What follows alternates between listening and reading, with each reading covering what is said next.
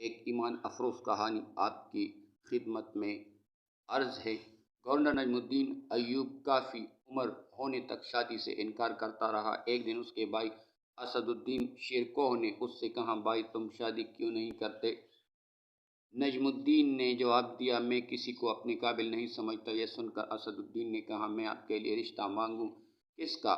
ملک شاہ بن سلطان محمد بن ملک شاہ سلجوقی کی بیٹی کا یا وزیر الملک کی بیٹی کا؟ یہ سن کر نجم الدین بولا، وہ میرے لائق نہیں۔ اسد الدین دک سے رہ گیا، پھر کون آپ کے لائق ہوگی؟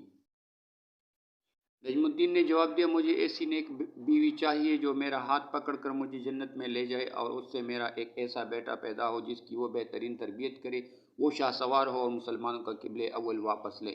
اسد الدین کو نجم الدین کی بات پسند نہ آئی اور اس نے کہا، ایسی لڑکی آپ کو کہاں ملے گی؟ نجم الدین نے جواب دیا، نیت میں خلوص ہو تو اللہ نصیب کرے گا۔ یہ سن کر اسد الدین خاموشی سے اسے تکنے لگا۔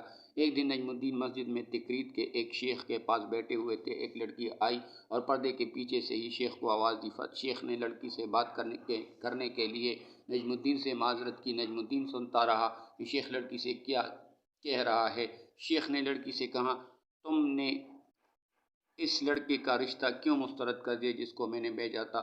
اے ہمارے شیخ اور مفتی، وہ لڑکا واقعی خوبصورت اور رتبے والا تھا مگر میرے لائق نہیں تھا۔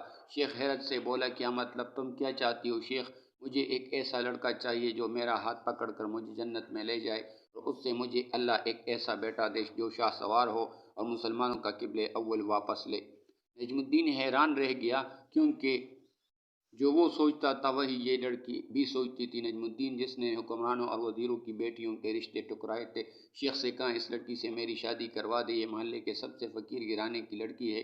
یہ سن کر نجم الدین نے کہا، میں یہی چاہتا ہوں۔ پھر نجم الدین نے اس فقیر متقی لڑکی سے شادی کر لی اور اسی سے وہ شاہ سوار پیدا ہوا جسے دنیا صلاح الدین ایوبی رحمۃ اللہ علیہ کے نام سے جانتی ہے، جنہوں نے مسلمانوں کے قبلِ اول بیت المقدس کو آزاد کروایا۔